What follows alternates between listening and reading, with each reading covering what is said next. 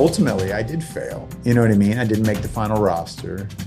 I didn't get to play a full year. I didn't go to a Super Bowl. All these things, people have their goals. I had those goals too, sure. You got to look back and realize how far you came, no matter where you end up. The fact that you didn't quit, like it wasn't my choice. I got cut, that's fine. I didn't quit, I didn't give up. I did everything I could.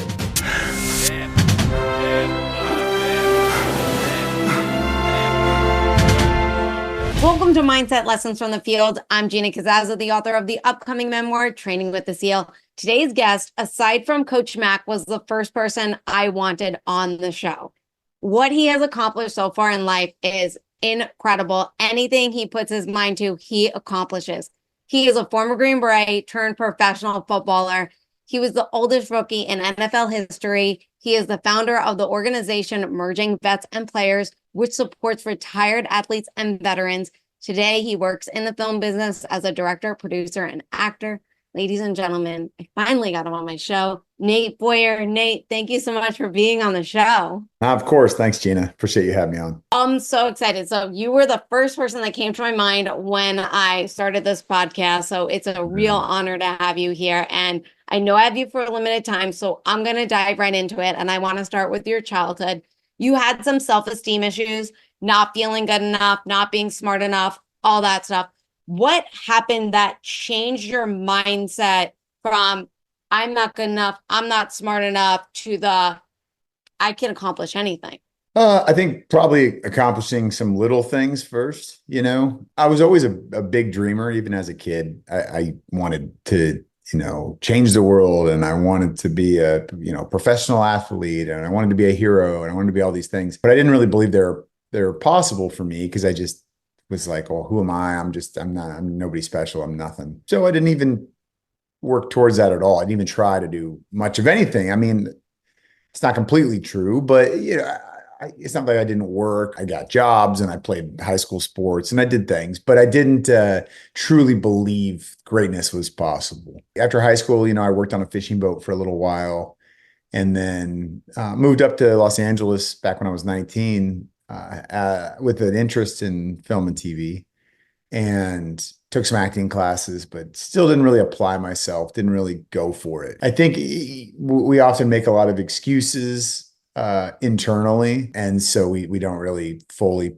pursue things. We don't really put ourselves out there because we're like, well, if I do that and then I also fail, I won't even have an excuse as to why. But if I kind of half-ass it, then I can just make excuses. So that's sort of how I was. And then I eventually, I started traveling a bit. I would save my money up and go backpacking somewhere. And I ended up doing some relief work in the Darfur. And it was that time at 23 that I knew I wanted to join the Army. I knew I wanted to be a Green Beret and I wanted to serve my country. And so I came back to the States and signed up for the 18 X-ray program and did that. And it all kind of began with that trip, going over there, what seemed like an impossible trip to a sort of a war-torn country in East Chad and Western Sudan, a war-torn region of those countries anyway, called the Darfur. And volunteering at the refugee camps after I was told, you don't have a college degree, you don't have any special skills, like you're not going to be able to do anything. And then I still just went anyway. And once I got there, I was able to help. I was able to volunteer for a couple of months. And like, I think that was a big switch for me. It was like, all right, not only was I doubting this was possible, people were also telling me, you can't do that. That's not the way it goes. It's not the way it works. But then I just bought a plane ticket and talked my way into it over there. And it really wasn't that hard. It was dangerous and crazy and kind of stupid, but the actual doing of it was not that complicated. I was overcomplicating it in my head, and I think other people were too. And just the fact that I made it happen, it was a small victory, I think. I talked a second ago about those little things first before you can accomplish the big things. And it was like, okay, well, if I can do this, I can do the next thing.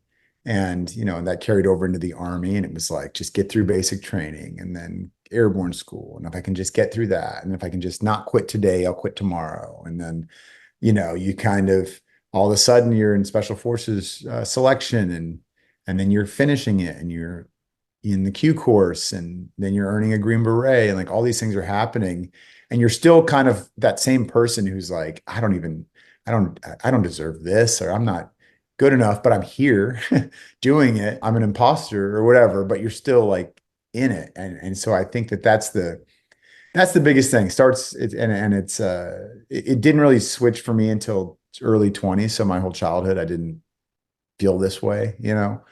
But now I'm just like, or if I'm interested in something, I don't care how crazy it is. I'm just going to check it out and try it and learn about it a little bit. And then if I'm interested, I'll go dip my toes in it. And then if I like it, I'll just go for it as big as I can possibly do it. And we'll see where I land. That's awesome. Yeah, yeah, that's incredible. I want to talk about when you went through the pipeline. Your class, I believe, was 140 when you started, and then it was like 11 finished. Is that Yeah, accurate? well, those are the ones that were like me. So there were people from the conventional army or the regular army or whatever you want to call it who had already been in. Most of them had deployed. They were a lot of them in combat arms units, you know, Rangers and infantry and airborne and all this stuff. They went out to selection and they had a much higher completion rate. Well, I don't know if that's totally true because the way that what I'm talking about when I say there's 145 of us in my basic training class and Mhm. 11 of us and about eventually ended up earning the Green Beret. And that was, I don't know if those are exact numbers, but from the people I remember and the people I'm counting that got through, I think it's about that. When we started basic training, we had this 18 X-ray contract where you could come in off the street and you didn't have to have a background in the military. Obviously, we were just enlisting for the first time, but you had to take some tests and, you know, you had to pass obviously ASVAB with a certain score, and then a psych eval and language aptitude tests and these other things, physical flight exam, and just to make sure that you were sound body and mind and healthy and, you know, relatively smart. You didn't have to be brilliant, but you just had to be not dumb. That's not true. I mean, you have to be, it's more than not dumb. Like you had to test like reasonably well. So then you get this contract that says, okay, after basic training, you go to airborne school. When you complete airborne school, you'll go to a preparatory course for selection, which is 4 weeks long, which in some ways was harder than selection. And then you go to special forces selection and then you start the Q course. So that number, those 145, there was that many people in my basic training class that had in my, sorry, my basic training company, you know, because there's 200 or so in a basic training company, 50 in 4 separate platoons, and then you're broken down into squads and all kinds of stuff. So I think pretty much everybody, all but a few of the people in my platoon had this 18 X-ray contract, and that was the same with two of the other platoons out of the four. We went to basic training, and almost everybody went through that. There was a couple people that somehow got out of the army. You know, I'm not sure how that all works, but some sort of an injury or they were claiming something. I don't know. And so they got out. And then there was people in airborne school that, you know, didn't want to jump out of planes, turns out. They were like, oh, no, I don't want to do that. So I'm good with where I'm at. Just Army, send me wherever you want me. But most people went through airborne. And then we went to SOPC, Special Operations Preparatory Course. And there was a lot of weeding out of people there because it was very hard. Basic was difficult. Don't get me wrong. Jumping out of airplanes is something you've got to get over, like a fear. And then even airborne school, like, you know, you've got to make some runs and there's certain things, standards you have to meet. Once you got into the SF training, that's where it was really challenging. And it was like, we've got these big rucksacks on, we're land navigating through the woods, you know, by ourselves. They're putting us through some really punishing, you know, distance runs and ruck marches and smoking us to no end. And they called it the gig pit, where we would, you know, jump in this cesspool of water and just get smoked. And, you know, they're just trying to get people to quit. They're trying to see who's going to quit, not get people to quit. They're just going to see who's going to quit when things get hard, which is valid because you don't want people out there, you know, in your ranks in the special forces that aren't going to suck it up when things are tough. A lot of people quit, you know, or didn't make the standards. And then we go off to special forces selection, and that's also very challenging. And then you're connecting with the regular Army guys, the active duty enlisted folks and officers who already had served, right? And so once we all got to selection, I actually might argue that the 18 X-rays, which was the group I was a part of, had just as good of a shot, if not in some ways were maybe a little more prepared because the ones who had gotten through basic airborne and SOPSI and now to this special, we've been just in some difficult training for the last 21 weeks or whatever. So basically 5 months of just, you know, getting yelled at and run through the ringer. And not that those people that were joining us hadn't been to basic and airborne school. Of course they had, but it'd been a while ago. Some of them hadn't gone to airborne school, but it'd been a while ago. And so it's a little different when you're in your unit. It's not the same amount of like just push and go and people barking at you and following orders and having to kind of just shut your mouth and do it. We were more prepared, I think, in some ways, even though we had less experience in the military. So then, then you got to get through that. And then you've got a year and a half after that of training that you still could wash out of any phase. There's 5 phases as you go through. And then you finally graduate and finish. So from the very beginning of basic training to the end, on my count, it was about 145 of us that started with that contract and only about 11 of us that earned the Green Beret, and the rest went other places. But I would say if you got through SOP-C, which was, a pretty good number, you had a much higher chance of earning your Green Beret. Maybe it jumped up to 20, 30, 40, 50% or something like that. It was just, could you get to that point? Could you get through? That's a lesson for a lot of things, when things are tough. I said it earlier, and someone's been saying this to me a lot lately. And they did that because I'm doing some ultra running now, and they're just like, don't quit now. Quit at the next aid station. Quit in a mile. See how you feel. And then after a mile, you totally forgot that you wanted to quit. You're like, don't even feel that way anymore. You know what I mean? It's just you just don't do it. Just keep going. Your body's gonna, it's incredible what the body's capable of, but it's led by the mind. What motivated you to keep on going? Like, it's really hard, as a lot of Green Berets I've mentioned on the show. Like, the key is to have more good days than bad days, but it is challenging to be good every single day, right? And you have to perform and put out. And, it's not overnight, to be a Green Beret and to get to that goal. So what motivated you to keep on going? And did you have like a really bad day? And how did you pull yourself out of that? Yeah, everybody has bad days. Like it just, they say shake it off or whatever when you're playing sports or whatever it is in life. Just shake it off. It's going to be okay. But you just make mistakes. I had a couple times where I just did something stupid. Usually it was something very dumb. Middle of the night during selection one time. So back then, it was before I had LASIK eye surgery. So my vision was not great. So, and they don't let you wear contacts when you're in training. You got to wear these, glasses. And they're goofy looking, but they make some almost like flight looking glasses that are like rubber, and they're better for, when you're out in the woods and you're sweating like crazy and all that. So they woke us up, or they had us line up in formation late at night one night. It was 10, 11 p.m. And we've been out there for a week or so already. And we've got these big two quart canteens that we're drinking water out of, trying to hydrate, because they're telling us we're going to go on this long run or ruck march or something. And so we're all trying to hydrate. And then all of a sudden, things change fast around there. They change their mind. They mess with you. All of a sudden they come out, they're like, all right, this event has been canceled. Go back to your bunks. We'll notify you when the next thing is happening or whatever. So we all go back to the bunks, go to sleep. And then I wake up a couple hours later, just having to pee so bad. Like I couldn't, it was just like, oh my gosh, I can't find my headlamp. I can't find my glasses. I can't see anything. Like I said, my vision was sucked. Can't see anything. I like come out of the backside of the hooch and I can't figure out which way the bathrooms are. And I'm like about to burst. And obviously we're out there, we're on base, but we're in these tents. You're supposed to you got to go to the bathroom in the bathrooms. You can't, they say it before you go in there too. Like, don't you dare come out of the tents and just piss on the rocks, over here, because it's going to start smelling. It's gross. But I couldn't help it. So I tucked behind a building and just went, and not realizing there was a cadre member right near me that I just couldn't see, and just watching me. And he just walks up to me and he's like, candidate, what is your roster number? And I was like, 32, and he wakes up the entire class, gets them all in formation, stands me in front of him, and says like, this guy is a definition of a shitbag and blah, blah, blah, blah, blah. And I'm just like, I wish I could just explain myself. I promise I'm not, but you're right. I did the wrong thing. Like I did.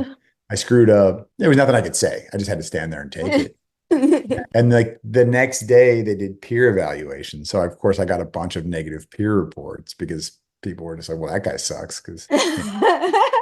Um, and so like I kind of knew at that point, like I need to really perform in these next 2 weeks for the rest of selection, or I'm going to get cut because they evaluate everything. They're looking at all this data. So I did everything I could.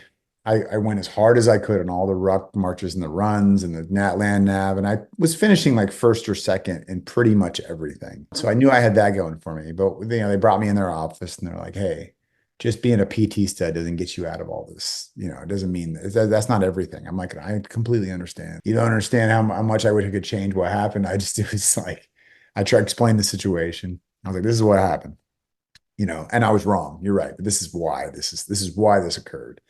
So it was either piss myself, piss in the barracks, which is not an answer, or this was the best solution that I could come up with because I couldn't see anything. I didn't know where my bearings were all messed up. I was tired. I don't know if they forgave me, but I made it through, selection and on to the next phase. But it was a lesson learned. I'm glad those things happened, as scary as they are, because they definitely do teach you something. But I had a few moments like that in different ways where it was like, it's just something stupid, just a stupid Nate thing, just being, trying to thinking they can get away with whatever and always getting caught. I don't know about you, but like for myself, it would bother me where like it's like eating at me. Like, oh my, there was nothing I could do. I can't explain myself. And now, but I have to perform.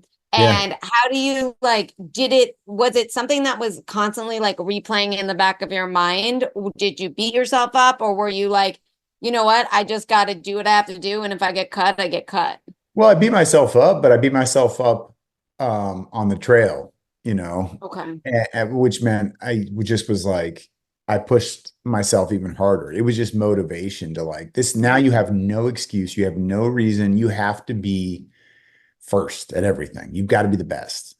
And I think that they noticed that too. They noticed that effort. And I'm sure they were like, oh, that's the rock pisser guy. But at least he's like, he didn't shut it down and quit. He's like going balls to the wall because he knows he's up against it right now. He's on the ropes. Yeah, I mean, that was it. That was like, that's the way you react. It's the way you have to react. It doesn't mean you're just going to be like, oh, forget about it. It's in the past. Like, no, it's hard to do that. It's hard to forget about that. So you can't really control it coming back into your brain, but you can control what you're doing. You can control the actions and the reactions and all that stuff. You can control that. You just got to do it. You just have to do it. There's no other way to explain it. You just like, all right, this has occurred. It's not going away. You can't change it. It happened. It's dumb, yeah, but it also is a matter. It matters because details matter, and all those lessons, all these little things that reasons they have you do stuff in the military is for something bigger, when lives are at stake, so that you don't get complacent and lazy, and you've got a plan. You've got you better believe the rest of the time there, I like pinned my headlamp to the bunk above me in the springs and my glasses right next to it. So if I woke up in the night, I knew exactly where they were.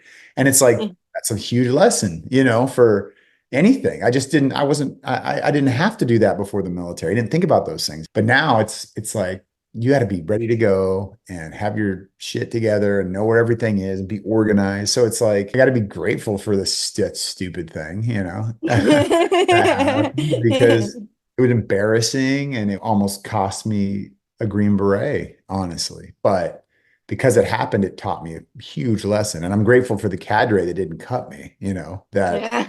they gave me a lot of shit. They definitely didn't let it go. I wouldn't have either if I was cadre. I would have kept bringing it up, man, and just been like, oh, you're that guy. Okay. You know, but yeah. So I want to segue to then you got your Green Beret, 5 years in, you were wondering like, what are you gonna do after this, right? Mhm. Now, what made you like at 20, you were like 29 when you decided to go into the reserves, right? So No, into that. I and you went wanted, active. So I transitioned to the National Guard from you active. transitioned to the National Guard. You decided I'm gonna should go for a football. I'm gonna go for football, right? And it's just Yeah. like you've never played organized football before. You got a lot stacked against you in terms of what people say about you, short, not fast, all that stuff. Then you decide, you know what, I'm gonna give this a shot. I like playing, I want to go. What all of a sudden had you have like go from like I have zero. Was it like being a Green Beret? Like it's like I have zero. I just did this. I did that other thing. I'm doing these little things, and then it's like I have zero doubts that I'm not making it right now. Like I know I'm going to go in. And then did you go for the long snapper because that was the opening that was there, or you would have chose any position if there was an opening? Like what made you go for that? Well, I actually walked on as a safety. I honestly didn't even know what a long snapper was when I started playing because I'd never played before. It's like I understood there was somebody that snapped the ball to the punter and the holder during field goals and extra points. But I thought it was just the center and he just snapped it longer, you know. I didn't realize that was a whole position. When I went out for the team, like you said, I was not fast, I was not big, I was old, but I was in good condition in the military. I had a lot of endurance and I went hard on every play. And that was valuable to the team as far as, well, this guy will be a practice squad scout teamer who can prepare our players for the game because he's going to go hard in practice. And yeah, maybe he'll never actually play, especially safety, which is a defensive back for people that don't know. But at least he's going to go hard. And so I did that whole first year. I just was on the scout team. I got to dress for home games and I got to run down on kickoff one game when we were blowing somebody out. But I wasn't like a real player. I don't know. That's not fair. I just wasn't a starter. And I wanted to be. I wanted to play. I wanted to play meaningful snaps. There was an expectation because I was 10 years older than the other freshmen and I'd been to war and done these different things that I should be a leader and vocal in the locker room. I didn't feel as comfortable doing that if I wasn't playing, for me to be kind of rallying the troops and then they're going to battle and I'm standing on the sideline. I didn't like that. So I wanted to, find a way. I needed to find a way on the field. And long snapping is a very thankless job. We do a lot of thankless jobs in the military, so I was used to that. It's also like a specific skill where it's like shooting free throws in basketball. It's the same every time. It's always a 15-yard snap to the punter or an 8-yard snap to the holder for field goals and extra points. It's the same distance, it's the same target, it's the same, no matter where you are on the field. The difference is the situation. The beginning of the game, where it's not a close game or it's not an intense moment, you're not going to feel the same nervousness that you do when you're you're backed up at your own goal line and there's a minute left and the punter's got to get a good punt off so they're not in field goal range. So then, yeah, it's the same snap, which is helpful to remember. It's just the same, but also like the moment, you're feeling these things, the audience, the crowd, they're either booing you or whatever it is, trying to make you mess up. And the other team is too. And there's all these things that you have to like focus through. The military prepared me for that because when I was learning to shoot a pistol, for instance, I had to just focus on stance, grip, sight picture, trigger squeeze, all these little things that if you just perfect those little details, then the result is usually pretty good. Like it's never going to be perfect, but aim small, miss small. These are the things they taught us.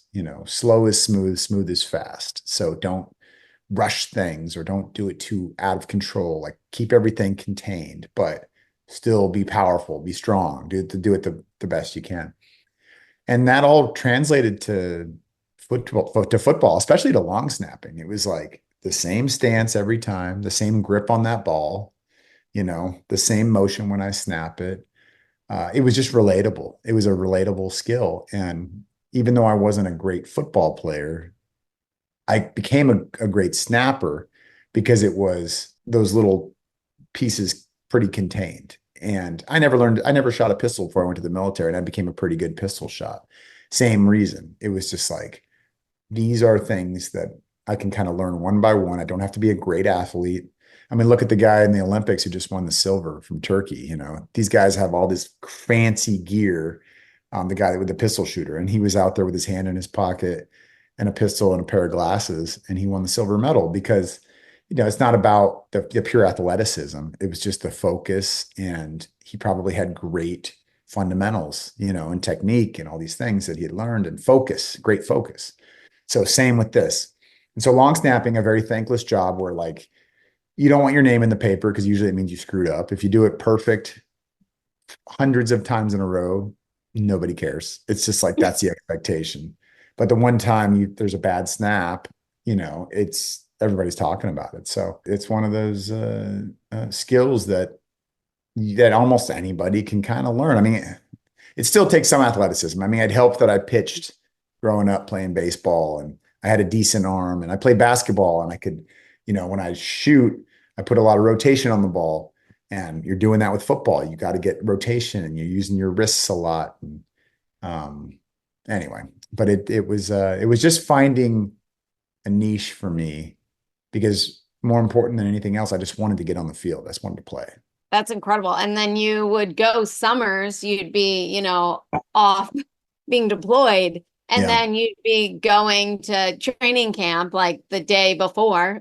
You'd have to do, and you got your starting position, and then you ended up getting drafted. And it was like all these things were still stacked against you, you had all these negatives, right?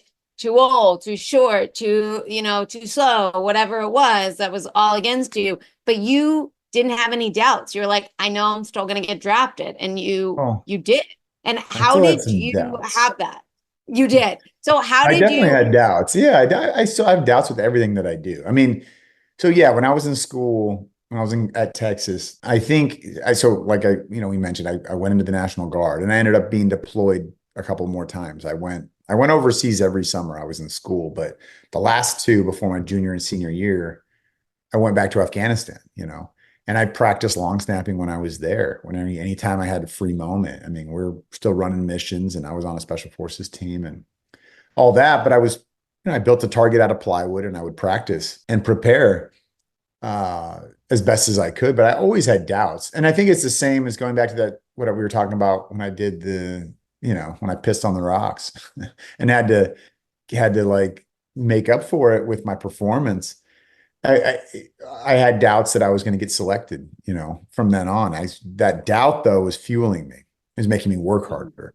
And same with with football. It was like I always had doubts that I would, win the starting spot, or that I would have a good game, or that I was good enough, or that I would ever have a prayer in the NFL. But staying busy, working on stuff that I cared about, getting the opportunity to go back overseas and deploy and realize and remember what's truly important, having that perspective to know like, okay, it's just football. Like it's okay if you get cut. It's okay if you don't win the starting job. It's okay. You're not going to be happy, but it's okay. It's going to be okay. Like it's going to be fine.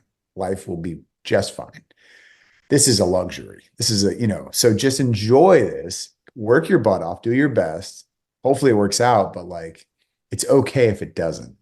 And I had that mindset through college football, and was fortunate to start for 3 years and, get through that, and, those deployments. And it was like a lot going on. I was in my early 30s going to college and going to war and playing football. It was like a crazy time. But then, I got out of the military in the spring of 15 after I'd finished my master's degree, and football was over. College football, I thought it was over for good. But I got asked to play in the senior all-star game down in South Carolina at the Citadel. And it was called the Medal of Honor Bowl. The Medal of Honor Society hosted the game. And so I went, of course. That was an honor to go play in that. And I was just going to be for fun. I was like, well, this will be the last one. And I'm down there, and there's a bunch of NFL scouts at practices evaluating talent. And, I'm like, well, surely they're not evaluating the 34-year-old guy that's out here. But I had 4 meetings with teams, and they were like, hey, you need to put some weight on, but you should go for it. And so I said, why not? Why not? I moved out to LA, met Jay Glazer in his gym, started training, started putting weight on, started working with a long snapper who played for the Colts at the time and doing some extra, drills and trying to learn how to block, which I didn't have to do in college. There's different rules in the NFL. Sure enough, the draft rolls around. I know I'm not going to get drafted, but I'm just like hoping a team will at least invite me to rookie mini camp or something.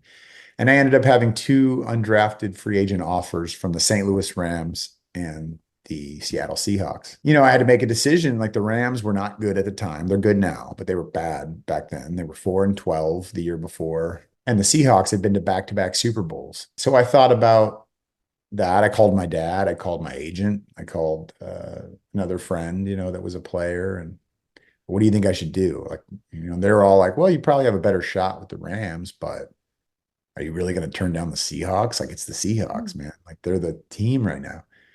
And I thought about my buddy Brad Keys, who had passed away in 2012. We were teammates in the special forces, and Brad was always the go get it, go big kind of guy. He was one of those people that would encourage me to go to a place like Texas and not to a small college or something. Like just go big. Like if you don't make it, who cares? But you'll regret it if you didn't go all in. I know who you are, Nate. And so I said, guy, okay, I gotta do it. I gotta go to Seattle. So I did. And, I was up there for 5 months, played for Pete Carroll. So I was very lucky to have Mac Brown in college and Pete Carroll in the pros be my coaches, two legendary national championship coaches. And Pete was a Super Bowl winner as well. I got through OTAs and mini camp and training camp, and then the preseason. I get to play in one preseason game, and it was amazing just to get to play, run out of the tunnel with that American flag, lead the team out. I played the whole second half.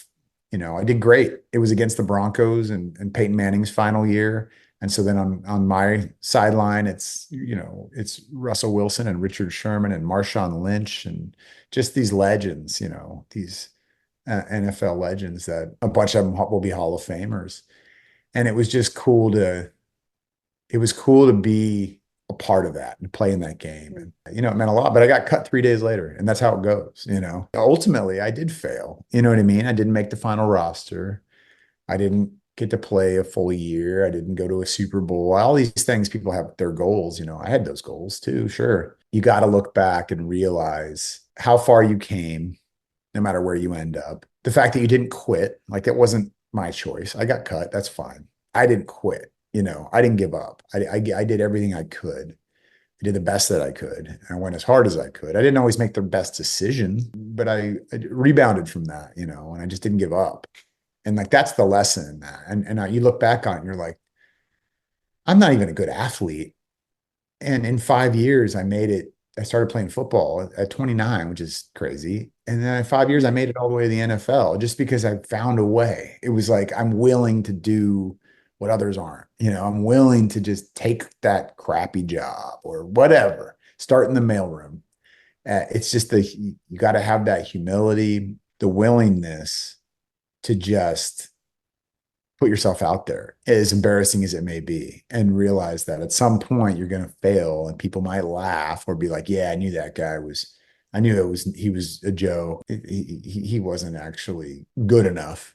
Okay, great. I'm sure the people that are saying those things will never try anything in their life. And that's fine. If that's what they want to do, that's how they want to live their life. Let them live their life that way. But I can't let those voices dictate my choices. You know what I mean? Yeah, yeah. And the final question for you for the ending of the show that I ask everybody is what can we do on a daily basis to strengthen our mindset, get mentally stronger? Get physically stronger, push yourself physically too. I think that's a big one. I think people, no matter what shape you're in, I don't care if you're 400 pounds and you hate yourself, get moving, just do something, just try, because it will make you mentally stronger by doing that. And your brain is really the one that's doing that, that's choosing that. So if you can reprogram or retrain your brain to understand that like this is important, I mean, I think that's a huge thing. You're not going to get rid of that voice. Well, maybe you are, but I have not been able to get rid of that voice in my head that tells me I suck or that I'm, just not the right person. That's not going away. So I've learned to live with that voice and I acknowledge it. And I understand that it's also not me. it's just a voice in my head. That's fine. It also motivates me because I love to prove that voice wrong. I mean, some people they need to.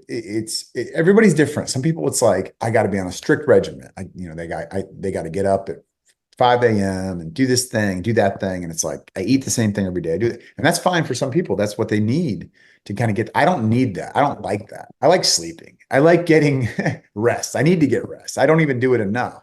And I'm a night owl. I work late. I'll be up writing because I like to write and I want to make movies. And this is what I'm doing now. And so I'll be up late doing that. I like to go out and have fun too. But I think, yeah, you need balance. You definitely need balance in your life to do all the things. You need to have fun. You need to be healthy most of the time, but sometimes it's okay to be a little unhealthy and just enjoy some stuff. But I'm big on 5 or 6 days a week. You gotta move. You gotta exercise. You have to challenge yourself, challenge your body because it challenges your mind. Like my best thinking, I don't run with headphones in or work out with headphones in.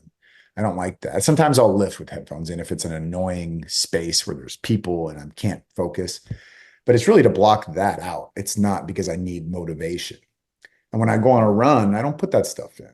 I like to be out there with my thoughts and with nature and with traffic or whatever you are and experiencing that. And I'll do some of my best thinking when I'm pushing myself to the max that I'm able to.